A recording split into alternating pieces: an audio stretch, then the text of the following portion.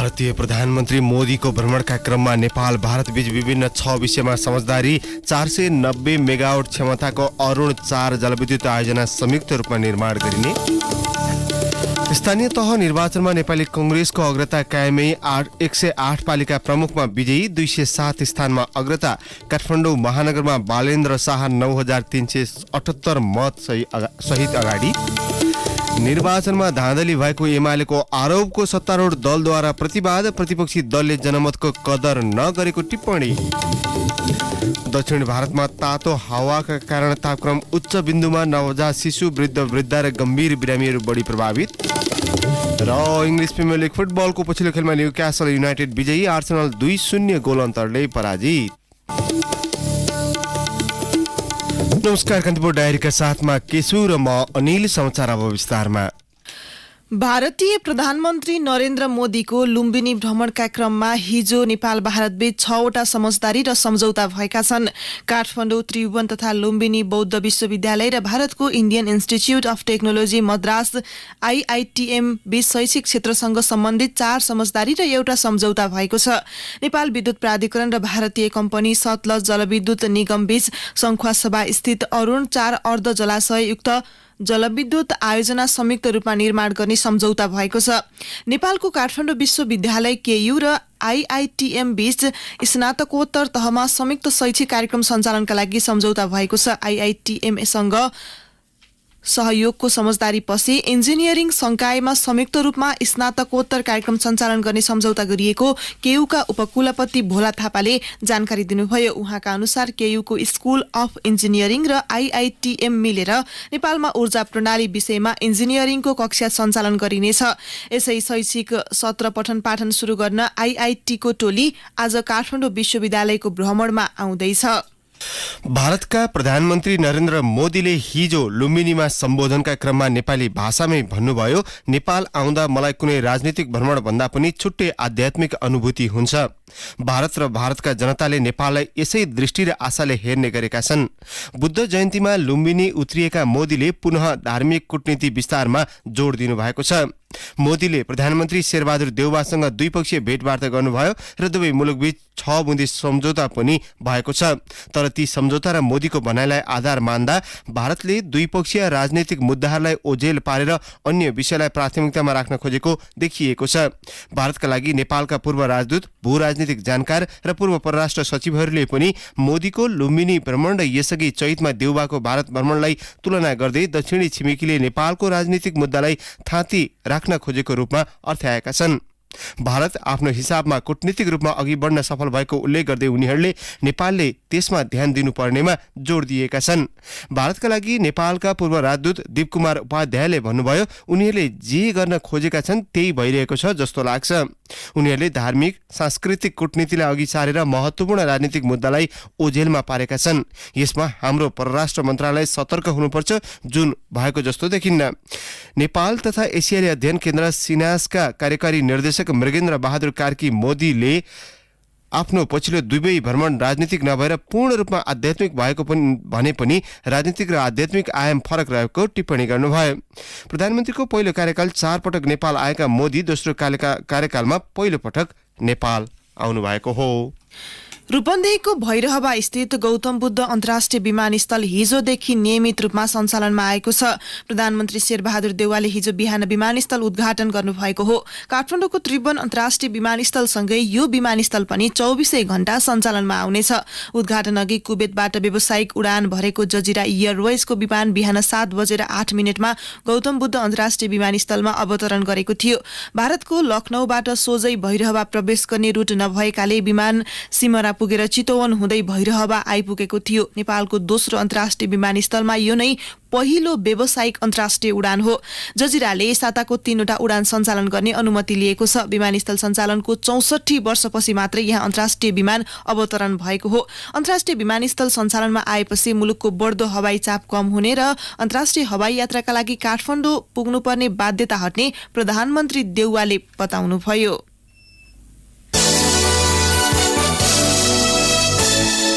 अब स्थानीय तह निर्वाचन विशेष। स्थानीय तह निर्वाचन विशेष।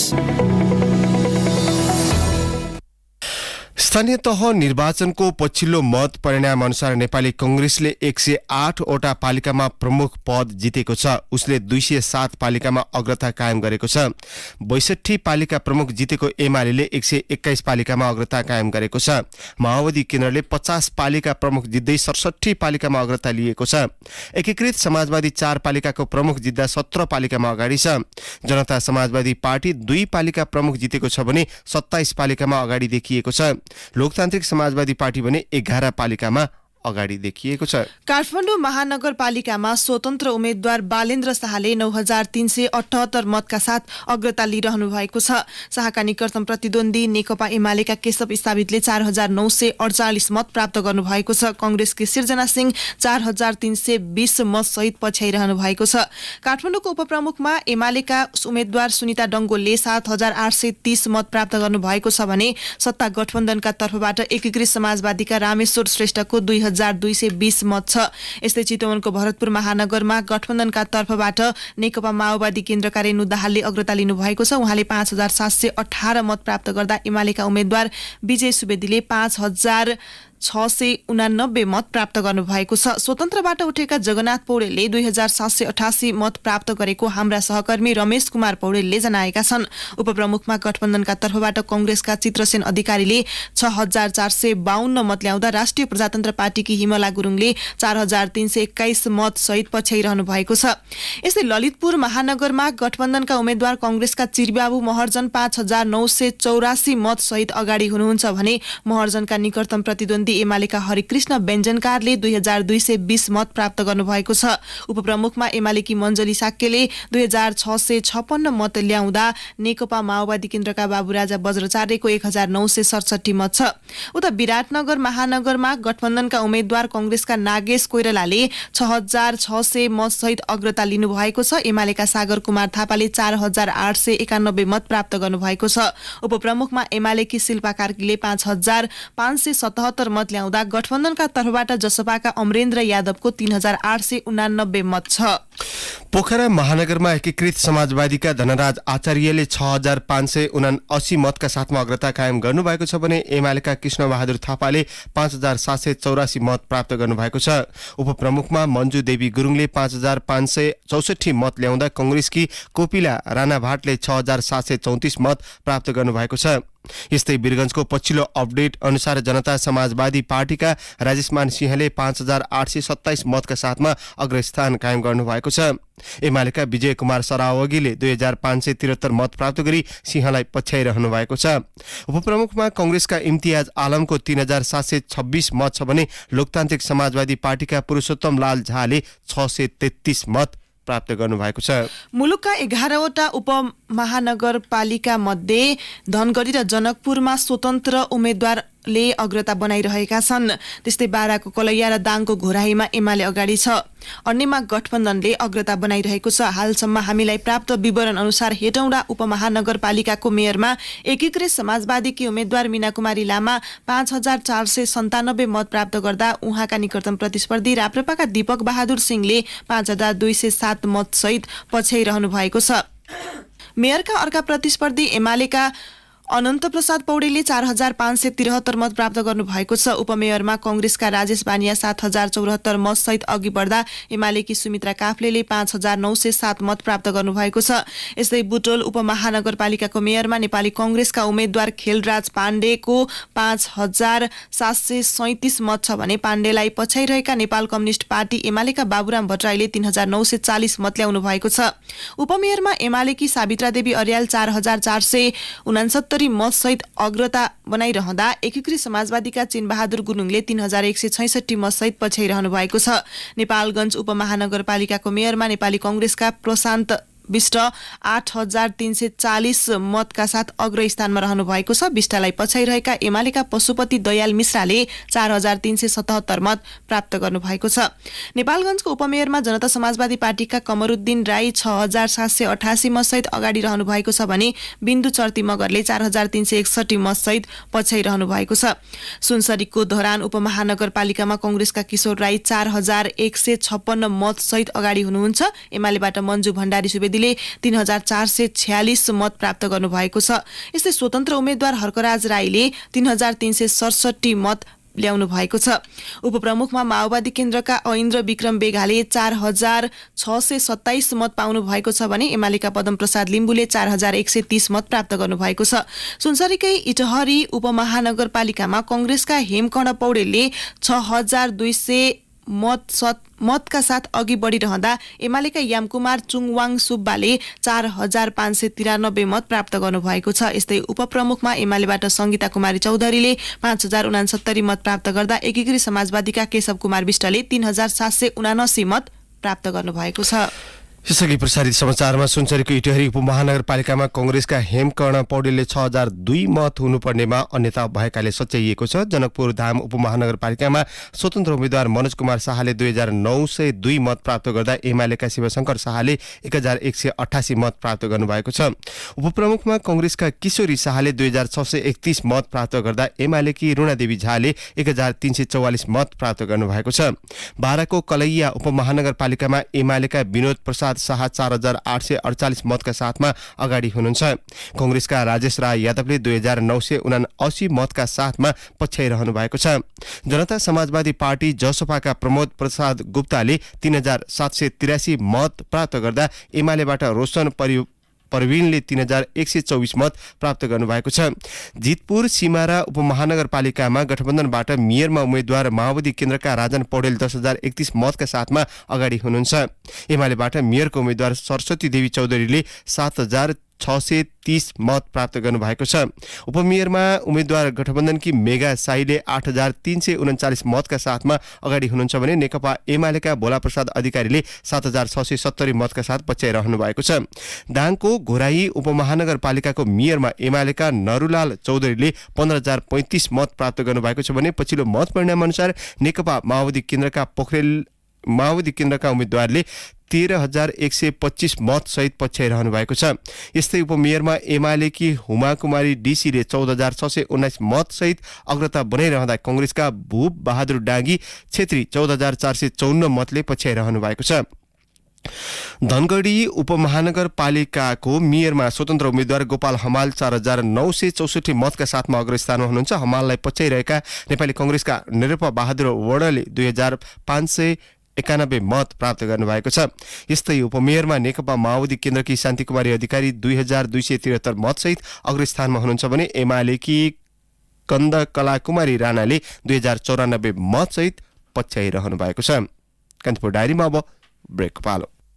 अब बाँकी प्रसंग। संखुवा सभाको मकालु गाउँपालिका प्रमुखमा कंग्रेसका वाङदी छिरिङ शेर्पा विजयी हुनुभएको छ। शेर्पाले 3017 मत ल्याउनुभयो। उपप्रमुखमा माओवादी केन्द्रका मनकला राई 2759 मत सहित विजयी हुनुभएको छ। प्रमुखका प्रतिद्वन्दी एमालेका भरत कुमार कटुवालले 2478 मत ल्याउनुभयो। उपप्रमुख एमालेका चमेली राईले 2033 मत प्राप्त गर्नुभयो। यस्तै सिन्धुलीको घ्याङलेक गाउँपालिकामा नेपाली कंग्रेसका जगत भोलन अध्यक्षमा पुनः निर्वाचित हुनुभएको छ। गठबन्धनबाट निर्वाचित भोलनले प्रतिस्पर्धीलाई करिब 800 मत अन्तरले पराजित गर्नुभएको हो। अध्यक्षमा निर्वाचित भोलनले 2102 मत प्राप्त गर्नुभयो। उपाध्यक्षमा गठबन्धनबाटै माओवादी केन्द्रका शंकरमान घलान विजयी हुनुभएको छ। उता बाजुराको खप्तर छेडेदह गाउँपालिकामा अध्यक्ष पदमा एमालेका उम्मेद्वार दिल बहादुर रावत र उपाध्यक्षमा कंग्रेस उम्मेद्वार विश्वदेवी नाथ विजयी हुनुभएको छ। एमाले उम्मेद्वार रावतले कंग्रेस उम्मेद्वार खड्क बहादुर बुढालाई पराजित गर्नुभएको हो। रावतले 3747 मत प्राप्त गर्नुभयो भने बुढाले 3558 मत प्राप्त गर्नुभयो। संखुवा सभाको धर्मदेवी नगरपालिका प्रमुखमा एमालेका उदय चन्द्र पौडेल विजयी हुनुभएको छ। पौडेलले 4282 मत प्राप्त गर्नुभयो। उपप्रमुखमा कंग्रेसका तारा महत 4323 मत ल्याएर विजयी हुनुभएको छ।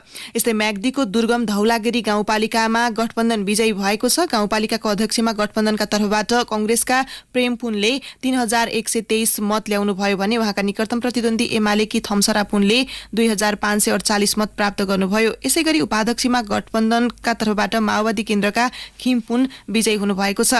खोटाङको रावाबेसी गाउँपालिका अध्यक्षमा कंग्रेसका फटिक कुमार श्रेष्ठ विजयी हुनुभएको छ। श्रेष्ठले 2489 मत प्राप्त गर्नुभयो। श्रेष्ठका निकटतम प्रतिद्वन्दी नेकपा एमालेका हरिकुमार पोखरेलले 2303 मत ल्याउनुभयो। उपाध्यक्षमा नेकपा एमालेकी कौशिला कुमारी गुरुङ विजयी हुनुभएको छ।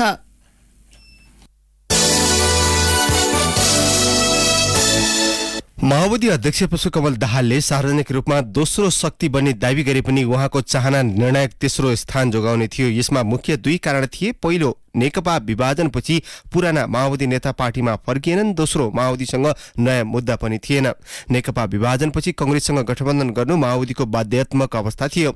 एमालेबाट अलग रहेको एकीकृत समाजवादीलाई साथमा लिएर एमाले विरुद्ध मोर्चाबन्दी गरी सत्ता र स्थानीय निर्वाचनबाट अस्तित्व जोगाउनु माओवादीका लागि चुनौती थियो। यो मिशनमा माओवादी केन्द्रका अध्यक्ष पुष्पकमल दाहाल सफल मात्र हुनु भएन, हिजोसम्ममा निर्वाचन मत परिणाम अनुसार पार्टीलाई सुरक्षित स्थितिमा ल्याउन पनि सफल हुनु भएको छ।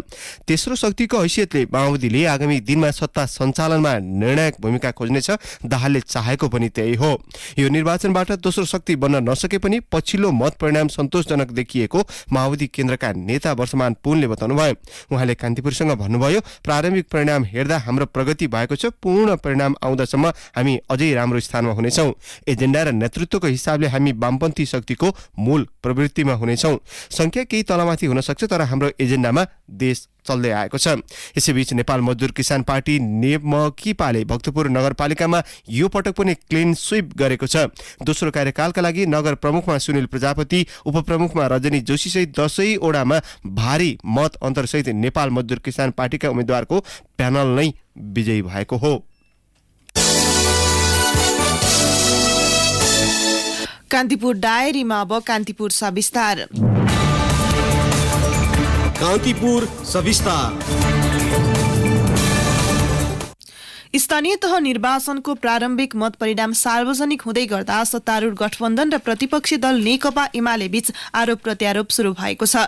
एमाले चुनावमा धाँधली भएको आरोप लगाएपछि सत्तारूढ दलले त्यसको प्रतिवाद गर्दै प्रतिपक्षी दलले जनमतको कदर नगरेको टिप्पणी गरेका छन्।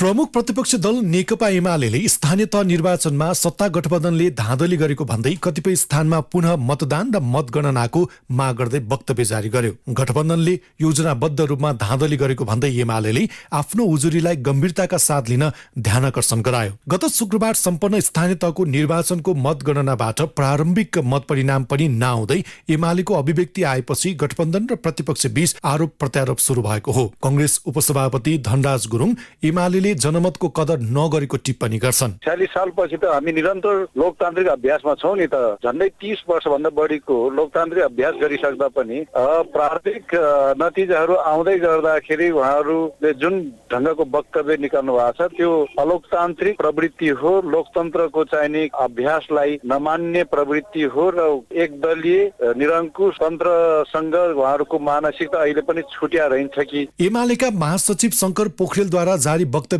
दर्जनौं स्थानीय तहमा पुनः मतदान र मतगणनाको माग गरिएको छ। माओवादी केन्द्रले भने एमाले भित्रको आन्तरिक कलहलाई व्यवस्थापन गर्न धाँधलीको अस्त्र प्रयोग गरेको बताएको छ। माओवादी केन्द्रका नेता हरिबोल गजुरेलले अध्यक्ष केपी शर्मा ओलीको प्रविधिको विरुद्धमा जनमत आउँदै गर्दा स्वीकार्य छैन भन्नु लोकतान्त्रिक संविधान विरुद्ध हुने बताउँछन्। त्यो पार्टीभित्र पनि उकुस भइरहेको छ। मान्छे पटक्कै मन परेको छैन ओलीजीको, त्यो पनि भित्र मान्छेहरू बित्तिखेन छ। अब बाहिर जनमानसमा हाम्रो पनि त्यस्तो परेको छ। उहाँले हारेको स्वीकार, मेरो छवि राम्रो छ, मेरो पार्टी राम्रो छ, अझ बढी भोट आउनु पर्ने, म एकदम ठिक छु, अरू गलत छन् भन्ने मलाई लागिरहेको छ। जनता त सचेत भइसक्यो नि त। नेकपा एमाले यसअघि 2074 सालको स्थानीय तह निर्वाचनमा विजय हासिल गरेको स्थानमा पनि आफ्नो वर्चस्व कायम राख्ने अवस्था देखिएको छैन। एकीकृत समाजवादीका नेता मेटबनी चौधरी जितलाई मात्रै स्वीकार गर्छु भन्ने प्रवृत्तिको अन्त्य हुन आवश्यक रहेको बताउँछन्। हारेको र दम्भको मनस्थिति हो। यसले के संकेत गर्दैछ भने यिनले जे सोचेका थिए, जे प्लानिङ अथवा जे अपेक्षा गरेका थिए त्यो अपेक्षा टार्गेट मिट गर्न नसकेपछि यस्तो अभिव्यक्ति दिएको हुनुपर्छ। पछिल्लो मत परिणाम अनुसार संघीय राजधानी रहेको काठमाडौँ महानगरपालिका लगायत केही स्थानमा स्वतन्त्र उम्मेद्वारले प्राप्त गरेको मतका कारण पनि दलहरूलाई आफ्नो विरासत मेटिने त्रास कायमै देखिन्छ।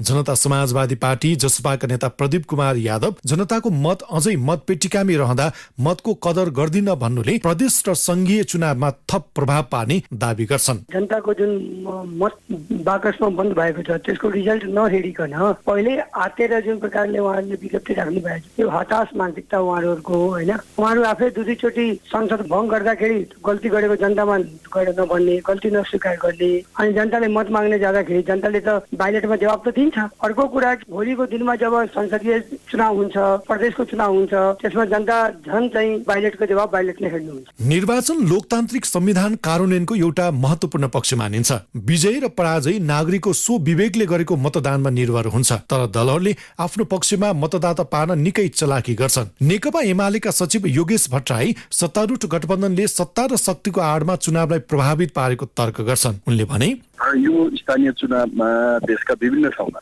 सत्तारूढ दल र सत्तारूढ गठबन्धनको तर्फबाट खास गरिकन राज्य सत्ताको जसरी दुरुपयोग भयो त्यो दुरुपयोगको बारेमा हाम्रो पार्टीले विभिन्न घटनाहरूलाई उद्धृत गर्दै विज्ञप्ति जारी गरेको हो र त्यसमा हामीले खास गरिकन सुरक्षा निकायबाट के कस्ता कमी कमजोरीहरू भए, कर्मचारी संयन्त्रबाट के कस्ता कमजोरी भए, सरकारको राजनीतिक नेतृत्वबाट प्रधानमन्त्रीबाट मन्त्रीबाट के कस्ता निर्वाचन आचार संहिता उल्लङ्घन भए, ती सबै घटनाक्रमले निर्वाचनलाई स्वच्छ मर्यादित गर्ने कुरामा अवरोध गर्यो। त्यसैले त्यस्तो कुराको गम्भीरतापूर्वक एउटा प्रतिपक्षी दलले सत्ता पक्षको ध्यानाकर्षण गर्न आवश्यक थियो। त्यस अर्थमा हामीले त्यो कुरालाई अगाडि सारेका हौं। पछिल्लो मत परिणाम हेर्ने हो भने देशका विभिन्न स्थानमा स्वतन्त्र उम्मेद्वारहरूको लोकप्रियताले राजनीतिक दलहरूप्रतिको वितृष्णालाई जनताले प्रश्न पार्दै गएका छन्। संघीय राजधानी काठमाडौँमा स्वतन्त्र उम्मेद्वारको मतान्तर तथा अन्य स्थानीय तहमा बागी उम्मेद्वारको विजयसँगै जनताले पार्टीको विकल्प खोज्न थालिसके भन्ने कुराको संकेत गर्छ। यस्तो अवस्थामा एकअर्कालाई दोषी देखाई जनताको अभिमत मान्दिन भन्नुले दलहरूको अकर्मण्यता उजागर गर्छ नै अझ दलहरूप्रति टुसाउँदै गएको वितृष्णाको मुनालाई मलजल गर्छ। रेडियो कान्तिपुरका लागि सन्तोष गन्धर्व। कान्तिपुर सविस्तार। कान्तिपुर डायरीमा अब ब्रेकको पालो। कान्तिपुर डायरीमा अब आर्थिक प्रसङ्ग। नेपाल विद्युत प्राधिकरण र भारतीय कम्पनी सतलज जलविद्युत निगम बीच सङ्खुवा सभास्थित अरुण 4 अर्ध जलसायुक्त जलविद्युत आयोजना संयुक्त रूपमा निर्माण गर्ने सम्झौता भएको छ। प्रधानमन्त्री शेरबहादुर देउवा र भारतीय समकक्षी नरेन्द्र मोदीको उपस्थितिमा हिजो प्राधिकरणका कार्यकारी निर्देशक कोलमान घिसिङ र सतलजका अध्यक्ष तथा प्रबन्ध सञ्चालक नन्दलाल शर्माले समझदारी पत्र MOU-मा हस्ताक्षर गर्नुभएको छ। मोदीको लुम्बिनी भ्रमणका क्रममा भएको सम्झौता अनुसार आयोजना निर्माण गर्न प्राधिकरण र सतलजको संयुक्त लगानीमा एक कम्पनी स्थापना गरिनेछ। कम्पनीमा प्राधिकरणको 49% र सतलजको 51% शेयर स्वामित्व रहनेछ। प्राधिकरणले पाउने 49% शेयर मध्ये 10% आयोजना प्रभावित जिल्लावासी र 15% देशभरका सर्वसाधारणलाई निष्कासन गरिने प्राधिकरणका कार्यकारी निर्देशक घिसिङले बताउनुभयो। भारतको केन्द्रीय सरकार र हिमाचल प्रदेश सरकारको संयुक्त लगानीको सतलज जलविद्युत निगमले यसअघि 2 आयोजना निर्माणको जिम्मा पाइसकेको छ। 900 मेगावाट क्षमताको अरुण 3 र त्यसको तल्लो तटीय क्षेत्रमा पर्ने 679 मेगावाटको तल्लो अरुण जलविद्युत आयोजना निर्माणको जिम्मा पनि सतलजले पाइसकेको छ। अब अन्तर्राष्ट्रिय प्रसङ्ग। दक्षिण भारतमा तातो हावाका कारण तापक्रम उच्च बिन्दुमा पुगेको छ। भारतको राजधानी दिल्लीमा तापक्रम 49.2 डिग्री सेल्सियस पुगेको छ। गत मार्च यता दिल्लीमा 5औं तातो हावाको लहर आएको हो। तापक्रम उच्च भएकाले आवश्यक सावधानी अपनाउन भारत सरकारले सर्वसाधारणलाई आग्रह गरेको छ। तातो हावाका कारण नवजात शिशु, वृद्ध र गम्भीर बिरामीहरू स्वास्थ्य जोखिममा रहेका छन्। भारतको हिमाचल प्रदेश, हरियाणा, उत्तराखण्ड, पञ्जाब र बिहार राज्यमा तापक्रम उच्च छ। अबको केही दिनमा तापक्रम 2 देखि 4 डिग्री सेल्सियससम्म झर्ने भारतीय मौसम पूर्वानुमान केन्द्रले जनाएको छ। तातो हावाका कारण लाखौं मानिसको जीविकोपार्जनमा नै समस्या आइपरेको बीबीसीले उल्लेख गरेको छ। उत्तर भारतमा पछिल्लो महिना 122 वर्षपछिकै उच्च तापक्रम मापन गरिएको थियो। कन्दपुर डायरीमा अब एउटा खेल प्रसङ्ग। इङ्ग्लिस प्रिमियर लिग फुटबलको पछिल्लो खेलमा न्युक्यासल युनाइटेड विजयी भएको छ। आर्सेनलमाथि 2-0 को जित निकाल्दै न्युक्यासलले लिगमा अङ्क सुधार गरेको हो। न्युक्यासलसँगको हारसँगै अन्तिम 4मा पुग्ने आर्सेनलको लक्ष्यमा भने धक्का लागेको छ। अन्तिम 4मा पुग्ने टोली आगामी सिजनका लागि च्याम्पियन्स लिगका लागि छनौट हुनेछन्। आर्सेनलका वेन व्हाइटले न्युक्यासललाई 1 गोल उपहार दिएको खेलमा अर्को गोल ब्रुनो गुइमारेजले गरेका थिए। जारी प्रिमियर लिगमा अहिले 4 अङ्कको अग्रतासहित म्यान्चेस्टर सिटी शीर्ष र लिभरपुल दोस्रो स्थानमा छन्। अब मौसम सम्बन्धी जानकारी। मुलुकका पहाडी भूभागमा आंशिक बदली रही केही स्थानमा हावाहुरी सहित मध्यम वर्षाको सम्भावना रहेको जल तथा मौसम विज्ञान विभागले जनाएको छ। केही बेर अघि 18 डिग्री सेल्सियस मापन गरिएको काठमाडौँ उपत्यकाको अधिकतम तापक्रम आज 31 डिग्री सेल्सियससम्म पुग्नेछ। सूर्योदय बिहान 5:14 भयो भने सूर्यास्त साँझ 6:47 हुनेछ। हवस्, तिनै प्रसङ्गसहित कन्दपुर डायरीको यो बुलेटिन अहिलेलाई यहीँ सकिन्छ। साथी केशु र म अनिल बिदा माग्छौँ। नमस्कार।